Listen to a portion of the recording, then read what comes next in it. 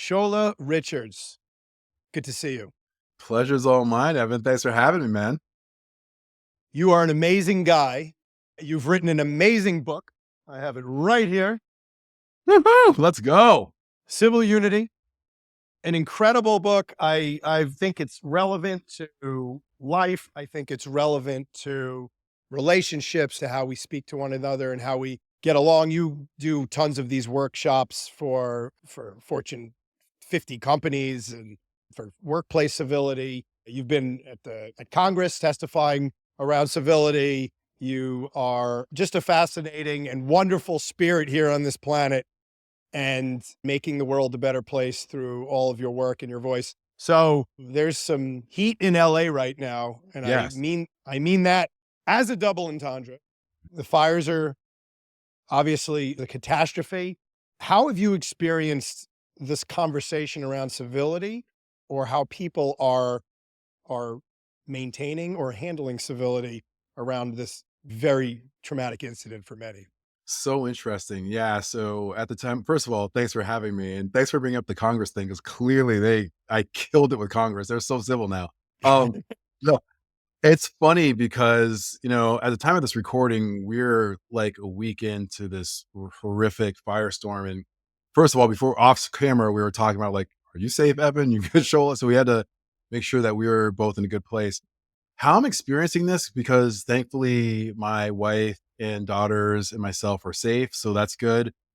But a couple of things that I feel a little bit of kind of survivor's guilt in a sense, because I am safe and I'm seeing friends and family lose homes, and that's been really, really tough to watch. I'm also experiencing this, there's an old saying, Mr. Rogers, I don't know if you remember him, but he's when bad things happen, look to the helpers. So I'm watching these first responders doing such amazing work and so grateful for them.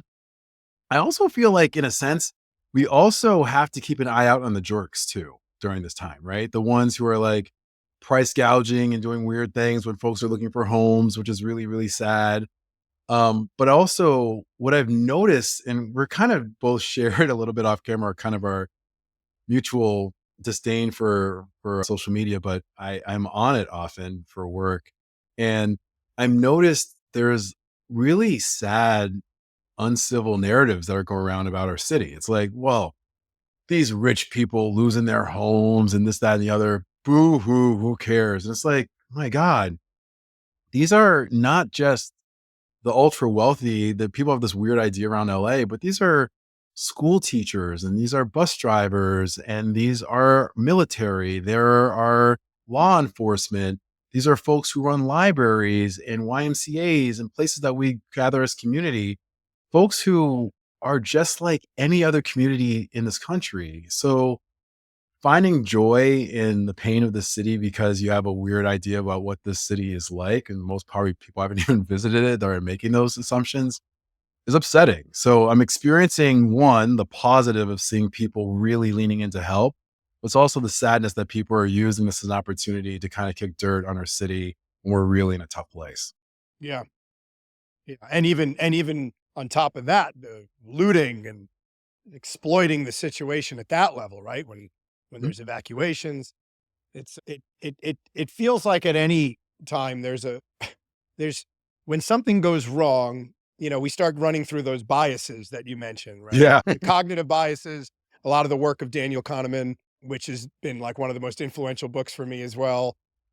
It makes you change how you think about information you receive, right? Mm. And it's like the second you hear anything or people hear anything, the first thing is to like categorize. Yep.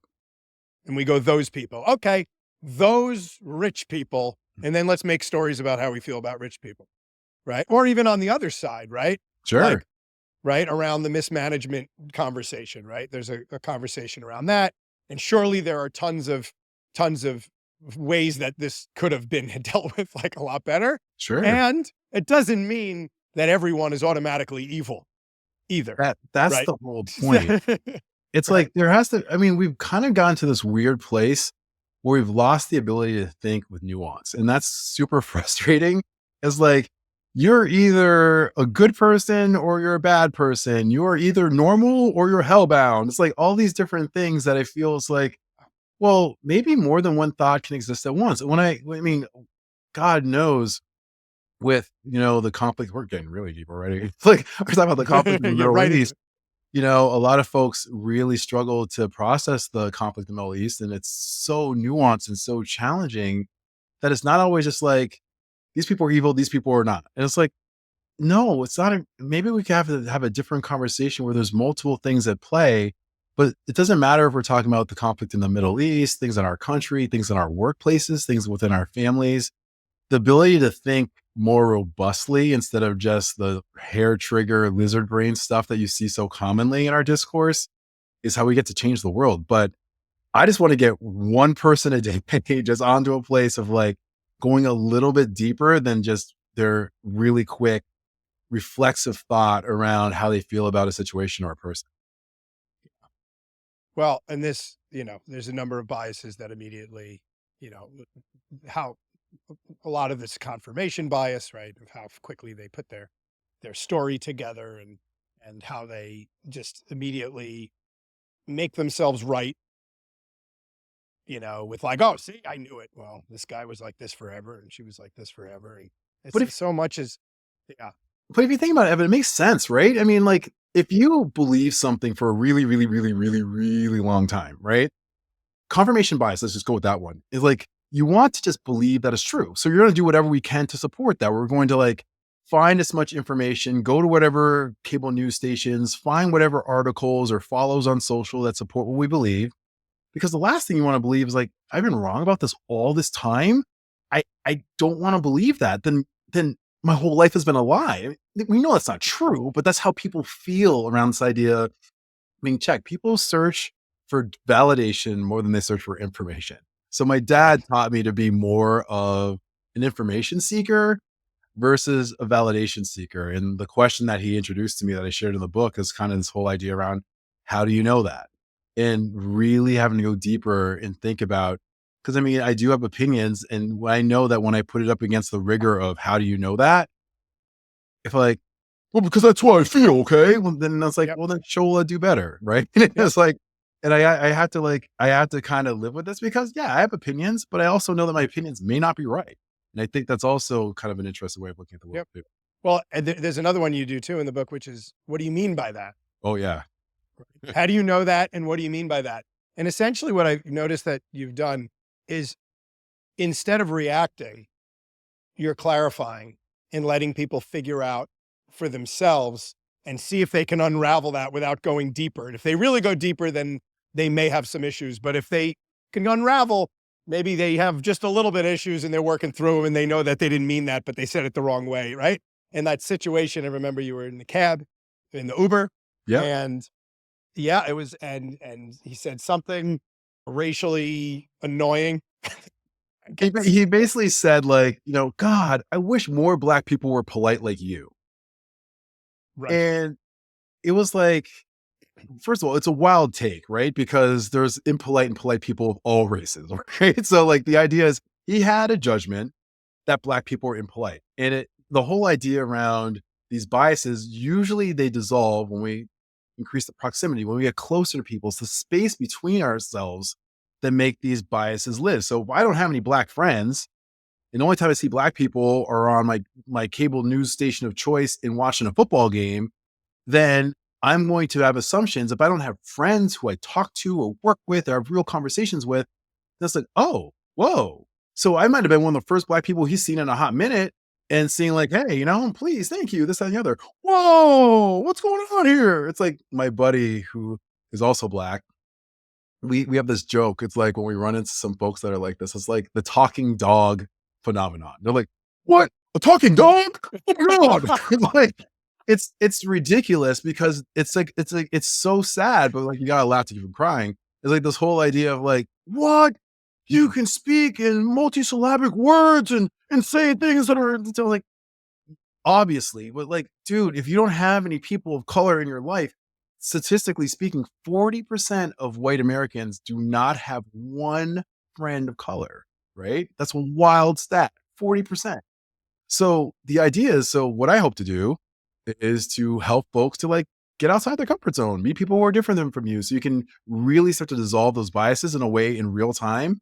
You can start realizing, oh my God, this is wild. They even thought these things about these people in the first place. Yeah. Yeah. It's wild. And just, I don't think it's even just black or someone who looks different than you, but the idea that enforces our echo chambers essentially is the people that we spend the most time with. And Oh if yeah, they all think exactly like you, right, then you really, it's sort of like deciding not to travel, that's a right? good metaphor. Yeah. You're like, yeah, I think I won't go anywhere and just live in my city forever and think that everyone does everything the way that people in LA do, Oh, right? there's just so much there, Evan. I was a perfect example of this because we both live in LA. I had an event in Oklahoma City. Speaking of that, and I'm traveling to about to like, hey, where are you going, Shola? I'm going to Oklahoma City. Like, oh, gross. Those people have running water, those hillbillies, basically, they're all probably into incest or whatever. It's like, wow, okay. So then I get to Oklahoma City and the Uber driver is like, where are you from? LA. Oh God, it must suck having to dodge gunfire as you take your kids to school every single day. So it's like both of these two, the LA person and the Oklahoma City Uber driver, were just using their limited experience. I asked them both, have you ever been to Oklahoma City before? No. Have you ever been to Los Angeles before? No. So they're making these judgments based on very limited experience, the whole anecdotal fallacy. And here we are. And so it's like helping people to realize that using limited pieces of information to make these sweeping judgments is really a bad faith way to start a conversation.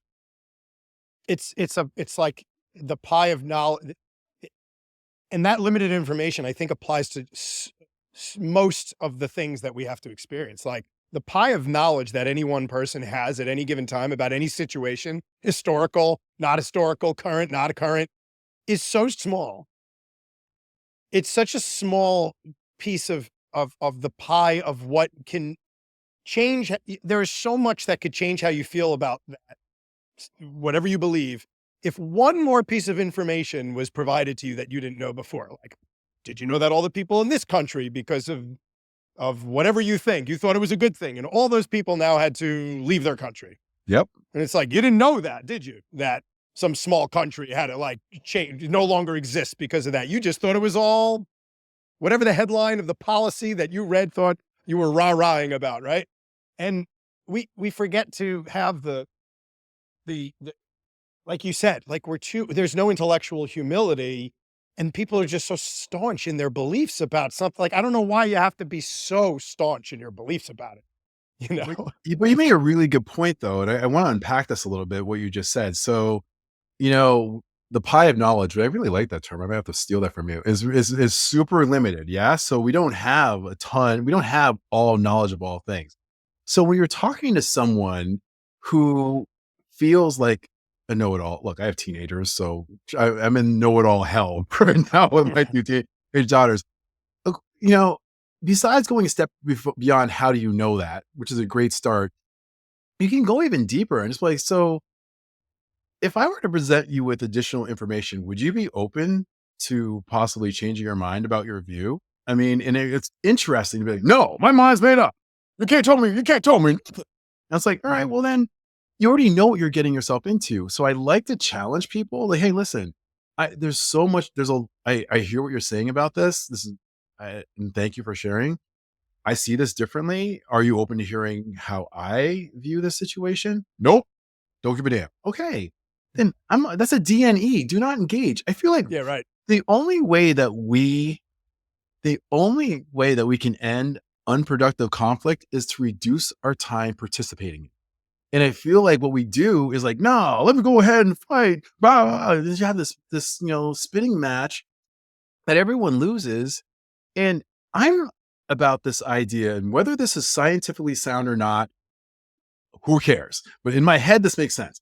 There are 20% of people who are locked into one ideology, 20% in another side, which leaves like 60% the squishy middle that's open to possibly having some dialogue. They may have opinions that are strong, but they're also open to like, all right, so if I find someone who is open to having a conversation, and I walk away from people ever since I had this book, I'm getting in so many different political conversations and other things that are difficult around whether it's trans athletes in sports or the Middle East or abortion or the southern border.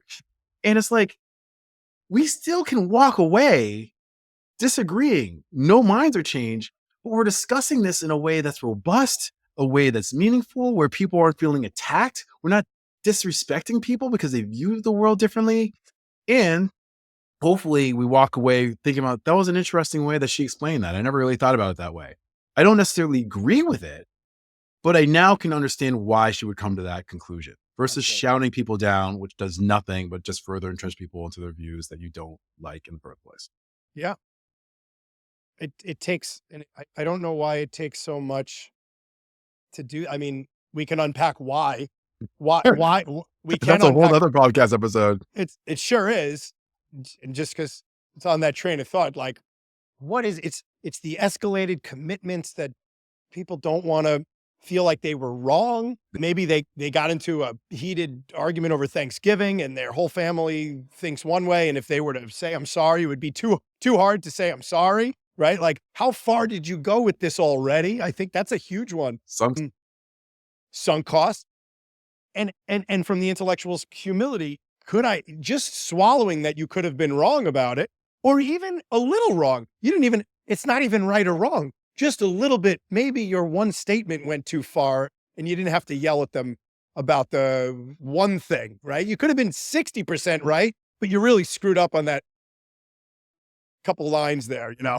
Yeah, well, first of all, it's so astute, and I'm so glad you said that. Yes to all the things that you just said. If we can unpack this a little bit since we're here, the why, I do feel that there's something around the intellectual humility aspect, and just for folks who may not like, what are we talking about with intellectual humility?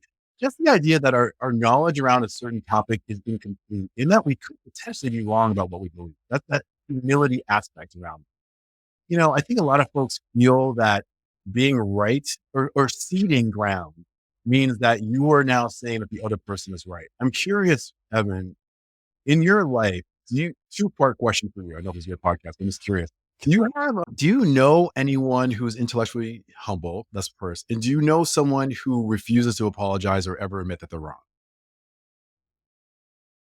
I think both. The answer to the latter is a lot more. I Yeah. know a lot more Right. people than I know who are willing to say, I don't know. Hmm. I don't know. I have some information. I've read the news, Yep. but no one's in the room where it happens, like That's Hamilton. Remember yep. that? Like, no one's in the room where it happens. You weren't in the room with Netanyahu and the military general, like, deciding which place to do what action. You just don't know. So, like, that's always a good one. It's like, well, that bomb was indiscriminate. And I'm like, what degree of indiscrimination can we decide? Because no one really knows what the strategy or the logic was in the room. It's only what you see on the news. Maybe they were, maybe they weren't. I don't know. But when I hear things like that, almost like people will just claim knowledge over things that they're just. You think anyone's telling you that information? They don't in those press, like. But when they have a meeting, when Trump and Putin meet, they're going to have a conversation and they're only going to tell you what each of them wants you to hear. And then Correct. that gets spun out. You're already two chain links. That gets spun out in the stories and all that. So it's like, why wouldn't you just assume you don't have all the information because you weren't there? I think that, but you're so right on that. Yes, to all of that. But I also feel like folks just we're in a place now where it's like being right and owning the other side is way more fun and scratches that itch than the idea of just being like, well, I don't. There's probably some things I don't know. That unless you are, for me, Shola Richard speaking, not anyone else. For me, I feel like the highest form of intelligence is curiosity.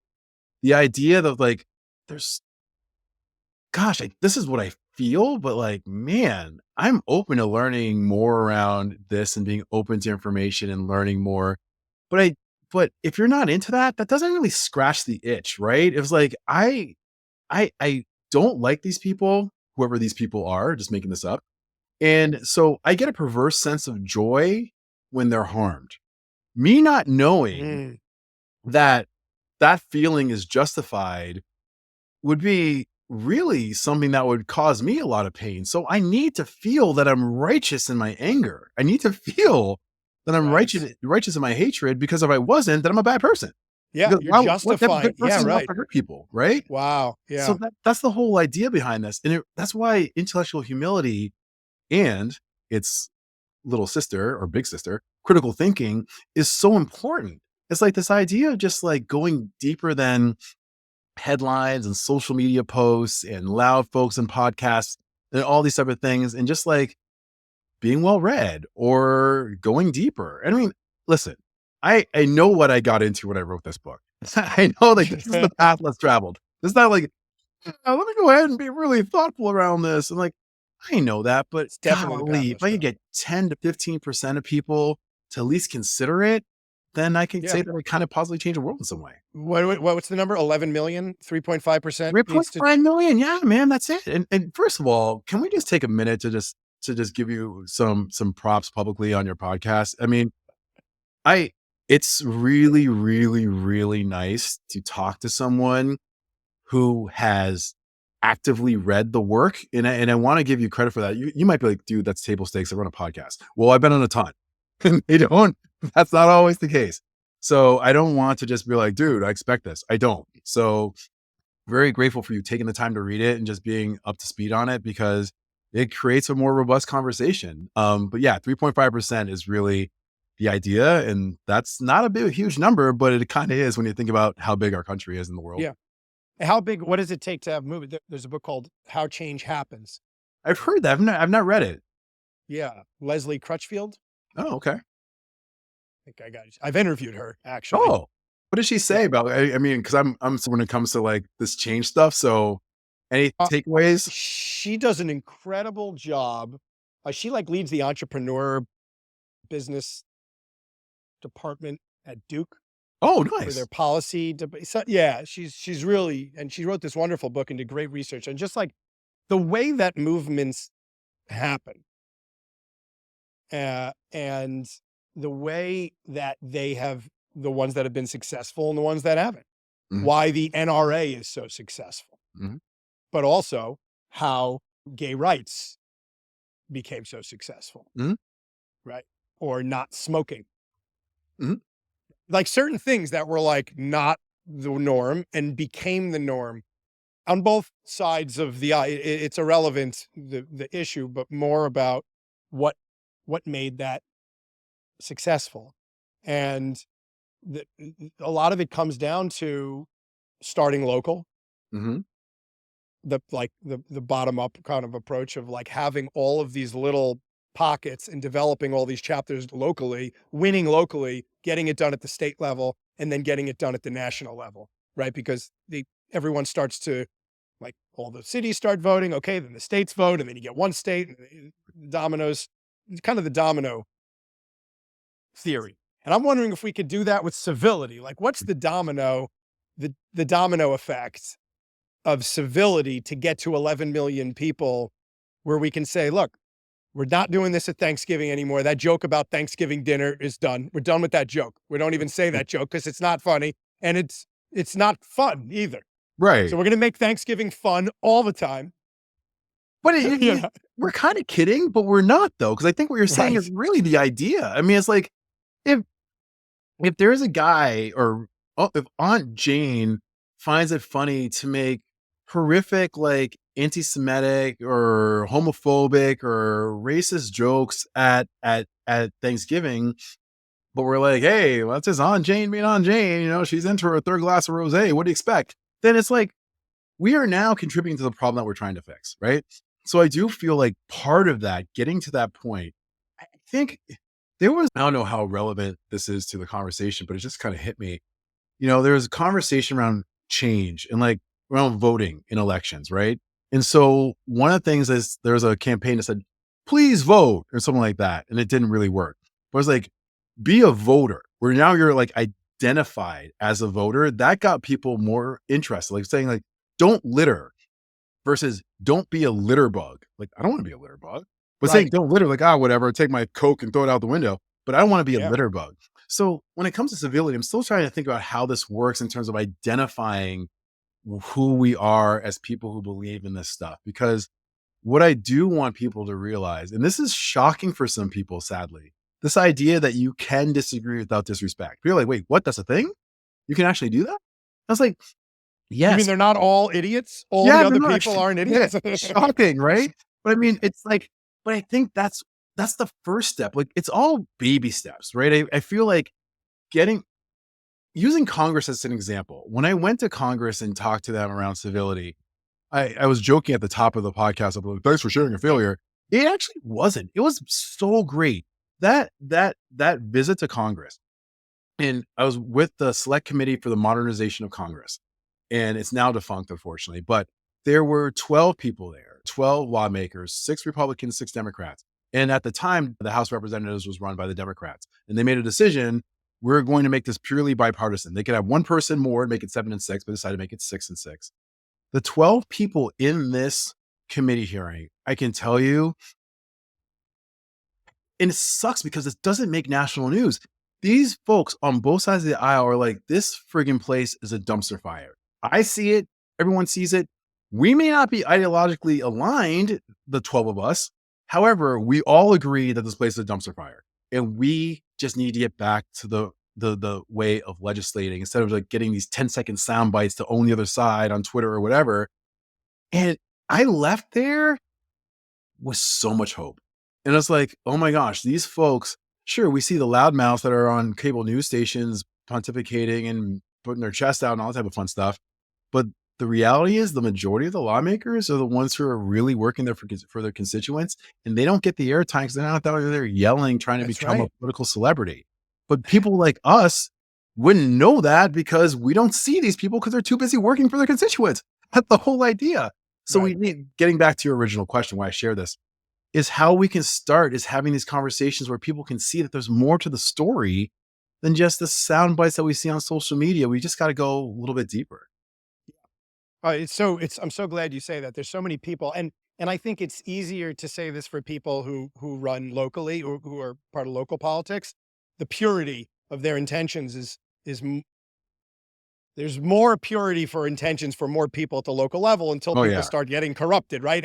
But I think you're 100% right. There's plenty of good people out there, and that's originally what I was even doing this podcast for, was to showcase the humanity for the good public servants, for Yes. right? There was like people who really care and really want to make a difference, don't necessarily want to be career politicians, don't necessarily get involved in that stuff. We're just trying, and I started this in Santa Monica, just for Santa Monica, Okay. just to try to bring civility to what was difficult to watch council meetings, very long and painful, and a lot of anger and yelling and ad hominem attacks at the council members. And I'm like, Oh look, yeah. and I remember when I was running, when I was president of my neighborhood association, even there would be people who would come in and yell at the council members that would that I'd have come and speak to the neighborhood. And I'd be like, look, I don't care if you agree with them or not, but this room is not a place for that. Like we are not accepting yelling at people who are out there serving, whether you like them or not. And I sort of have this little bit of this respect for anyone who's willing to go put their life under a microscope. Is there's some level of respect, even if I don't like your politics, like, because they're the ones doing it. How did you respond to that? I'm super curious. So they're coming to these meetings and they're screaming and attacking these folks who decided to come in, and you're saying, hey, we're not doing that here. This is not going to happen here. We're going to engage respectfully and with civility. Be passionate if you choose, but we're not going to use this as devolving into attacks. How is that received? I'm always curious about like the real world application of like when you're seeing folks that are feeling the need to scream and yell at someone, and then you're trying to pull them back into a place where they're back into using their prefrontal cortex instead of their lizard Right. brain. How did that work out? Well, it's hard to remember each situation of how I responded, but in general, what you try to do is be very respectful to all the parties at the same time, Mm. saying, look, we're not going to get anywhere. If they're putting this person in a very difficult place mentally and emotionally. When you yell at someone in public, there's a lot of things that are happening. You're in public, you're being publicly shamed. So you have to either ignore that somehow turn that off entirely Good and luck. act as if it, yeah, like they're people too. And when they're up there, they have an emotional response. Ideally, it's not a lot and they're able to quell a lot of that, but like it happens. So you want to be respectful that that could be happening on on that side. Again, we're not even talking about what the conversation is. It doesn't even Sure. matter. Yeah, It's just exactly. about being able to have the discourse. So it's like, so if you're going to come in and yell at them and put them in a position, they came here to be here tonight to talk to you civilly. They're speaking civilly. You're not speaking civilly at the moment. And we need to just, if you'd like to take a breath and come back when you're ready to have a conversation that is not at this level, it has, you have to reduce the the heat in the room, Mhm. right? And I don't remember exactly how I handle that, but that was the general sentiment is like, how do I do this respectfully and this person doesn't feel like I'm attacking them for their beliefs? See, this is the reason why I was asking, and thanks for sharing, is like just scientifically, it, I mean, I get it. I mean, we're sitting here having a calm conversation. It's one thing if we're in the heat of the moment, right? But scientifically, screaming and shouting someone down never works. I mean, that's not shocking, right? The whole the research on the reactance theory from 1966, the guy Jack Bram, who talked about this, that in the book I described it as the boomerang. Boomerang effect. Yeah. Yeah, which Yeah, that's right. right. So it's like if you were to if I have a strong view about something and I am coming at someone who is diametrically opposed in terms of their belief on the same idea, and I choose to attack them for it, I call them stupid or racist or a Nazi or you're some liberal snowflake Fascist. or fascist or whatever the word is. I mean, both sides have their words, right? So it's like whatever it may be.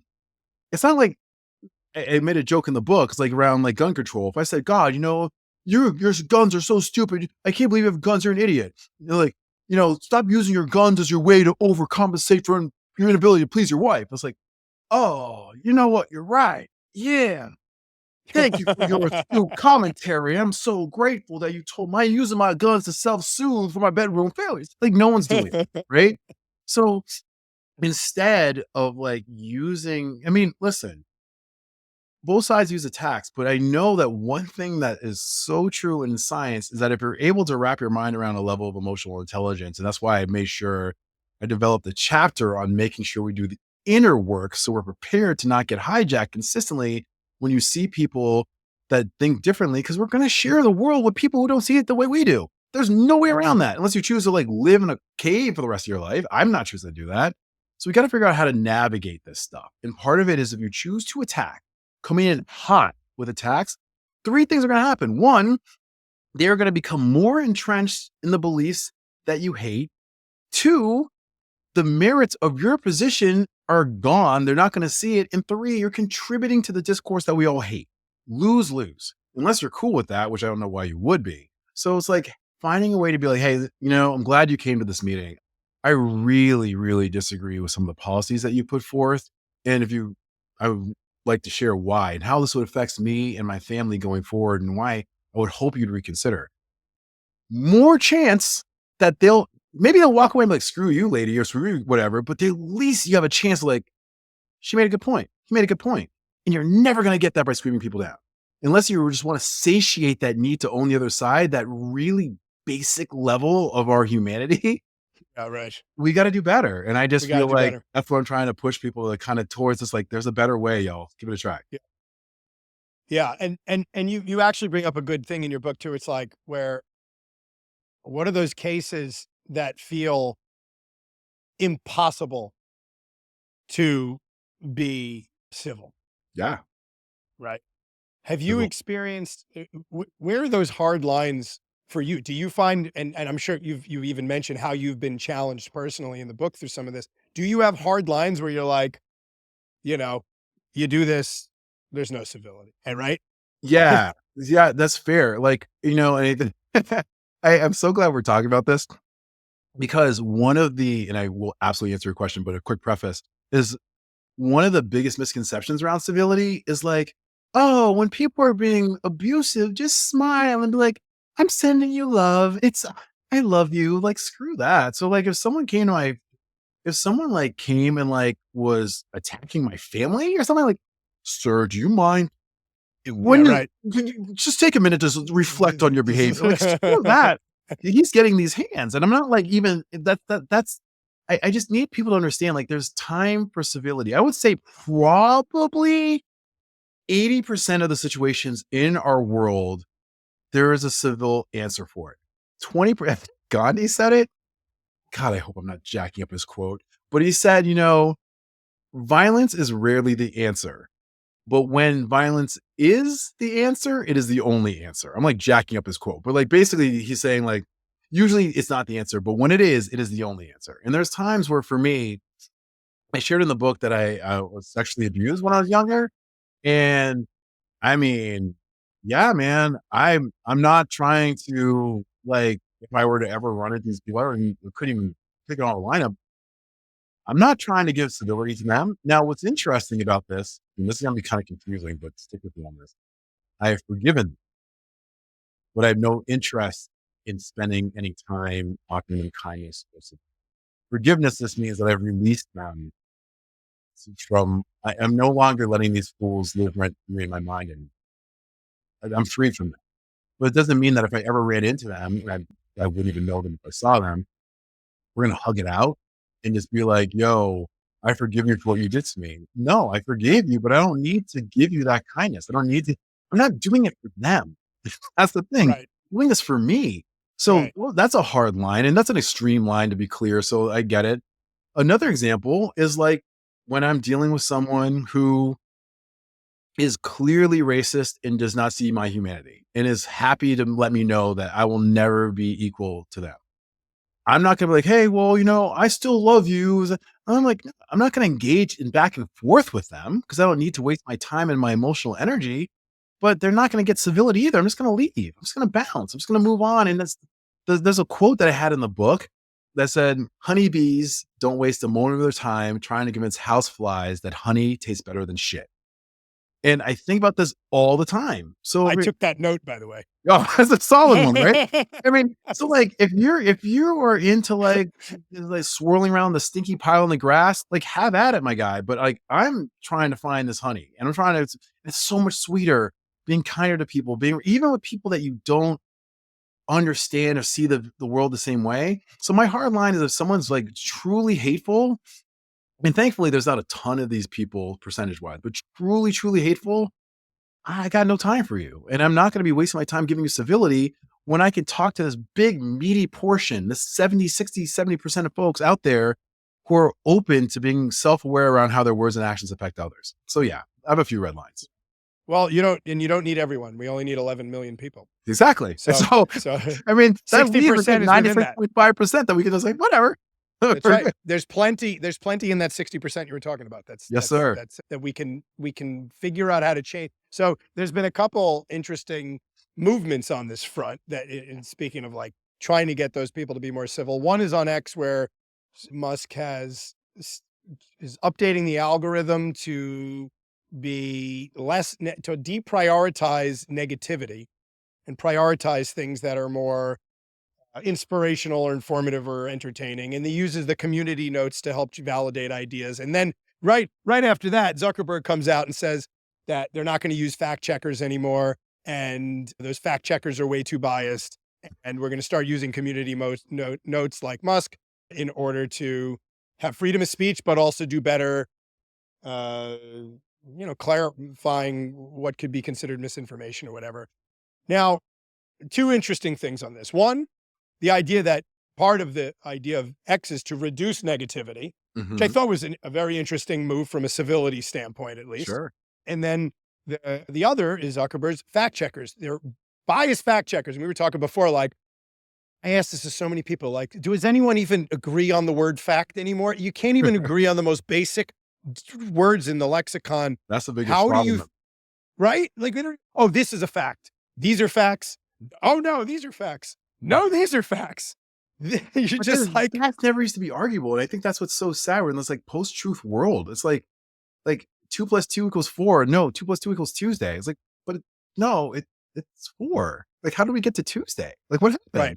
Well, there's a difference between, I think this is where it's part of the intellectual humility problem, but there's so much that's coming out now, and there's this need to, all the things we said before, but the truth is very, it's not clear in general what truth is because it's complicated, right? There's very few absolute truths, right? Then we'll call it empirical truths, like scientific, like force equals mass times acceleration, right? These are Yeah. scientific laws, certain formulas that work under all the conditions we've ever been able to test, right? There's those truths, and those could still be disrupted. Things get proven wrong over time. That's what Sure. science is all about. Yes, But that's science. once you add narrative, period, to anything, once you communicate something and play the game of telephone at all, my hypothesis is that you have to then add a level of humility that there was narrative. And humans love narrative. We love good stories. Oh, It's our whole yeah. thing. So there's very few actual, real hard truths without to get the full pie of knowledge. I think it's generally impossible. So you have to lead with that intellectual humility. And that's I guess my main point on the narrative front. And that's a fair point. I think what gets kind of squishy and questionable is like when bad actors use that as cover to spread blatant misinformation and disinformation, things that they know is untrue. And that they're like, well, we don't know what facts are. So, and if you're coming from a place of ill intent to harm or to deceive or to increase whatever value share you have from a political or financial standpoint, that's when it's gross and bad. Back to your original question around what's going on in X, I'm not on there, so I don't really know. But I can tell you one of the things that's really challenging around this is you can deprioritize whatever the hell you want to deprioritize. I don't know how that's going to change like the cesspool of negativity that is social media. Like I feel like, and again, from a place of intellectual humility, I'm sharing my opinion. I can't say anything factually, but what I can say in my opinion is from doing this for a while, like I've tried to carve out my own little pockets of like goodness on social media, but I feel like it's so easy with the cloak of anonymity to do some really, really crazy things that you would never say to a person's face and have that face-to-face interaction. So I don't know how much if the juice is worth the squeeze and whatever these folks are trying to do on Facebook or X. But what I can say is that from our own individual agency perspective, if we are going to be on social media, we should be like, am I doing harm or am I actually helping making this a little better place? You hear this all the time. Like my girls were in Girl Scouts for a while and like, leave it better than you found it. Just simple, basic stuff. Like if you're on there and you're like, grr, I can't wait to go on the comment section of this political site person that I hate and just let them know that all their stuff is stupid. There's a there's a friend of mine who first thing that this person does when they wake up in the morning is go on X and like troll the other political side and just spends all day doing this. Like I personally cannot think of a worse use of time. Use of time. Like, I mean, it's like, and it's weird because it doesn't do any objective good. You're not changing anyone's minds and you're getting your cortisol raised up. Your sympathetic nervous system is like flaring out of control. You're probably losing a couple of minutes or hours off of your life every single time you do this. For what end? So like, I just try to finding a way to get an environment where people can be more thoughtful and kinder and yes, passionate. I don't want people to like, you have to roll over when you believe something. If you believe something, you're talking to someone who disagrees, do it. One of my dear friends has a podcast where her mom is a Trump supporter and a friend was a hardcore Kamala Harris supporter. And they had a beautiful podcast where they had the rule was that they didn't share which view. Well, I kind of gave it away. That sucks. Anyway, so like they didn't share what side of the political aisle they were on. And the podcast interview was so interesting how they talked about how they can navigate going forward because they both have really staunch views.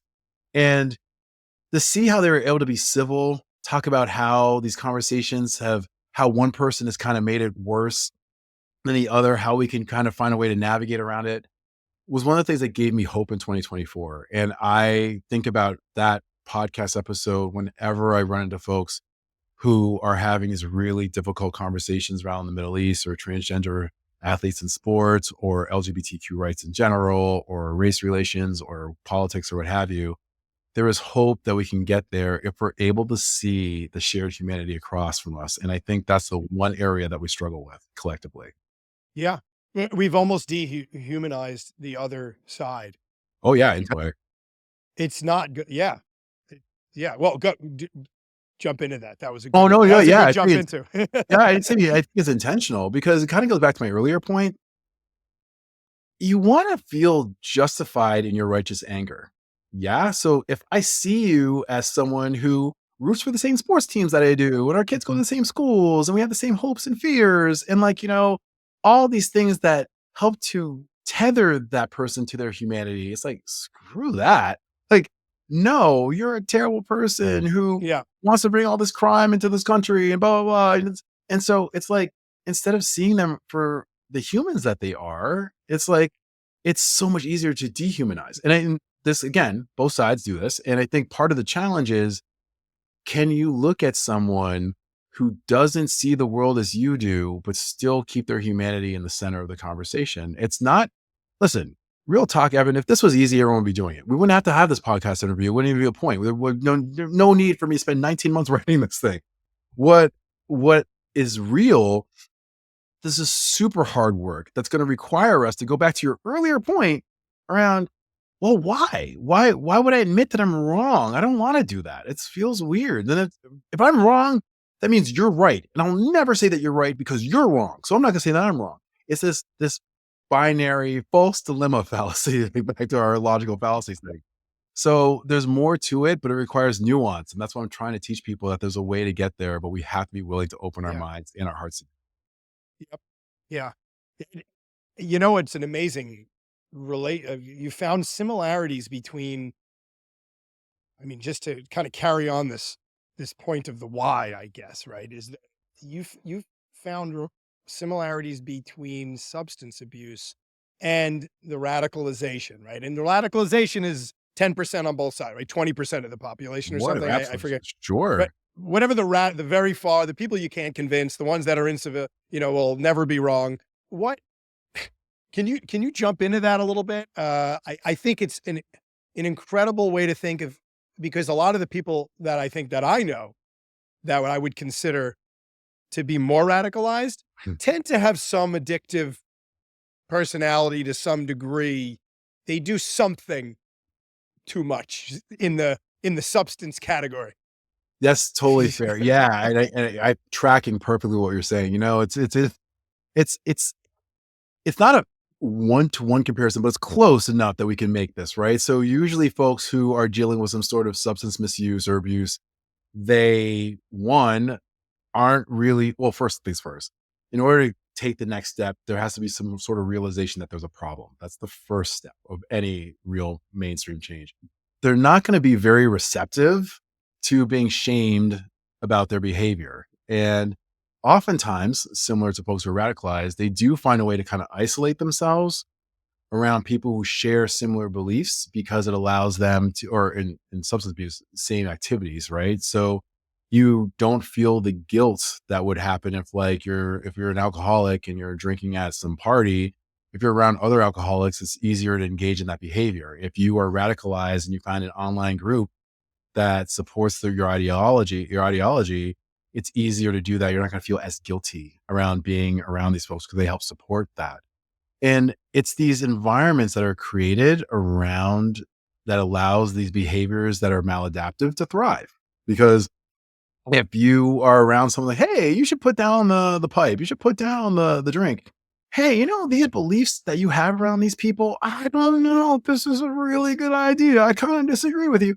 So, and most importantly, they're not going to be super open. And coming back to point number one, full circle, they're not going to be really open to changing by you forcing them into change. So one of the things that we talk about is the same thing with substance abuse. I would argue with civility as well. When folks are radicalized, is the willingness to show this person kindness and respect. Like, what? Respect for what?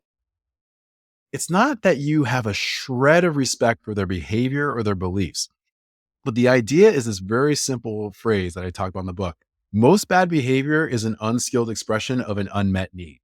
There's a I need that's love that. being met, right? Whatever it is, the need to feel seen, a need to feel important, a need to feel part of community, whatever the heck it is, right? And so if you're able to listen to someone, like, yeah, that's it. So how did you get to this? What makes you believe that, X, Y, and Z is true? Yeah, because they're all tell me more. And then they're like, you're not judging, you're listening. And just by doing that, you're giving this person a way to get their needs met in a way that is not maladaptive, dangerous, possibly even harmful to another human being.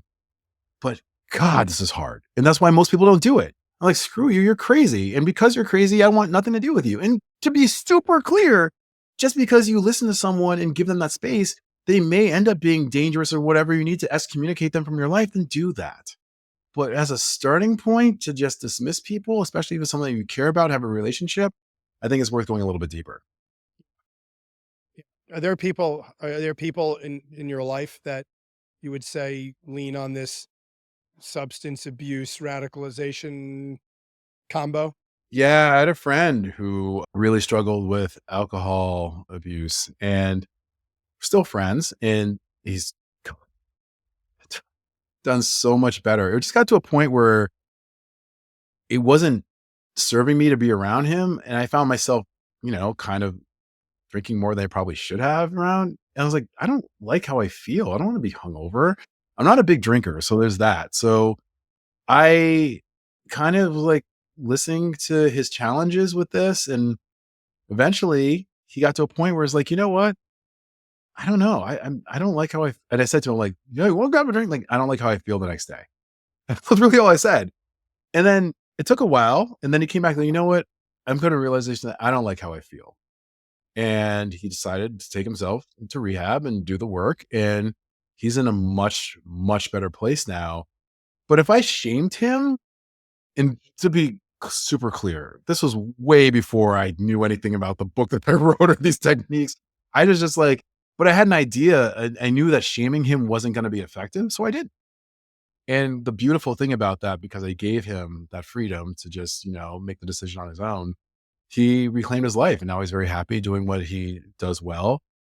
But I feel like this radicalization, substance abuse issues where folks go so far because they're missing something that a need is not being fulfilled. If the need isn't being fulfilled, whatever that need is, they're going to find it elsewhere and maybe in ways that aren't very helpful or productive. Yeah. Yeah.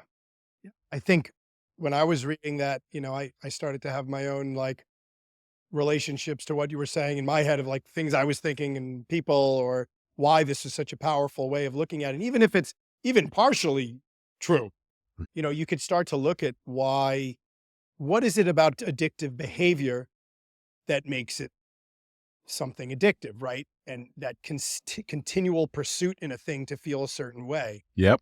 And maybe I'm not a psychologist, but Me neither. but I do think that the problem we're dealing with is largely psychology of the individual. Mhm. It's a personal responsibility, psychology, understanding yourself so you could be better out there in the real world. And on the substance abuse, the relationship, maybe there's a psychological element where the the need to continue to do a certain thing to feel a certain way over and over again, that substance is fulfilling some of that unmet need. And also it's the same behavior that they would exhibit in a conversation in something difficult, that continual force to, at any cost, to pursue a conversation style in order to be right. And, Yeah. and again, I don't know if it's causal or correlated, but there's something there that's similar, which I found really interesting. It is super interesting. But I mean, there's like, most people do things because there's a payoff, whatever it may be, right? So it's like there's something that feels good. Like it's like you drink that drink, you do the drug, you scream at someone on social media. There's something that's like, yeah, that dopamine hit. So if we're able to like retrain our dopamine receptors to like things that are more healthy and helpful, we have a way to maybe turn this around. But I think that's part of the challenge. It requires that first step, realizing like, ugh, this is not This is not. It's like using cotton candy for energy. Like, how stupid is that? It's like, that's not going to work. So it's like, why not just try something that's way more sustaining? It's going to be so much more healthy for you. But it's like, until they realize, like, nah, this cotton candy does work. Every time I do it, I get this big boost. Then you crash. So there's got to be a better way. And I think part of this conversation is to help people to get there. And a lot of people would rather crash than be wrong. Sadly, that's true. And I think that says a lot about our ego-based way of looking at the world. It's like, I personally speaking, I'd rather be happy than right. Like, have your win. I'm gonna be happy. That works for me. What's the point of even, it's happened the other day where someone said, "You're wrong," in a conversation. And I'm like, it's just funny that you'd even say that to someone on such a like to be right and wrong on things. I think, maybe that's one of the first ways of looking at it is like, there's no such thing as right and wrong I just see it most of the differently. time. Yeah. It's like, Yeah. all right, so cool. You see it that way. I see it differently. I mean, I may be wrong. You may be wrong. We both may be right. I don't know. Who knows? But I just see it differently. So I need to be, you're wrong. Like, no, I was like, oh, that's interesting that you think that. I happen to see it differently. Yeah. And that doesn't need, because if you like, I disagree, you're wrong. So it's like, whoa, okay. So now we're like, there's already that like that primal, ooh, I gotta square up. It's like we're about to go into this. Instead, it's more like, I see it differently. It doesn't mean that Yeah. I'm wrong. It doesn't mean that I'm right. It doesn't mean that you are either, by the way. It just means that I see it differently. Yeah. And that's okay. So hey, we got to figure this out. I'm so grateful that there's a person like you who is pursuing this at such a passionate level to make the world more civil and in a way that is logical, right? It's not in a way that's not, it's not just kumbaya, soft, mushy stuff. It's just, it's really about understanding your own psychology and understanding how you can improve the world by improving yourself in a lot of ways. That's a lot of what I got from your book. It That's what I was helps going for. So I'm relationships. grateful. That was what I was I going think for. you did such a good job, man. Thank you for everything. Thanks for joining today. Any last things you want to tell the world? Yeah, something really simple. Just be a little bit kinder than you feel comfortable being. Just do a little bit more. I know it's like, if we can just kind of look at that place where we can just like, everyone thinks that they're kind enough, but can we just be a little kinder? Maybe that one person who you just have some sort of issue with, or maybe you haven't said hello to, making eye contact with folks who you don't really know and give them a little smile or even a hello if you're not a big smiler. Just go a little bit further. We don't know what other people are struggling with, and that little bit of connection could give someone a renewed faith and hope in humanity. And that's it. Shola Richards, the one and only, the inspirational, the amazing. If you haven't read it, please read. Please read this to the whole world. Please read this book. We'll get there, Evan. We'll get there one day. One day. Or at least 11 million people. I think, would that be enough? That'd be enough. I wouldn't be mad. I would not be mad. Thank you so much. It was a pleasure. Appreciate you, brother. Thanks, Evan. Take care, man.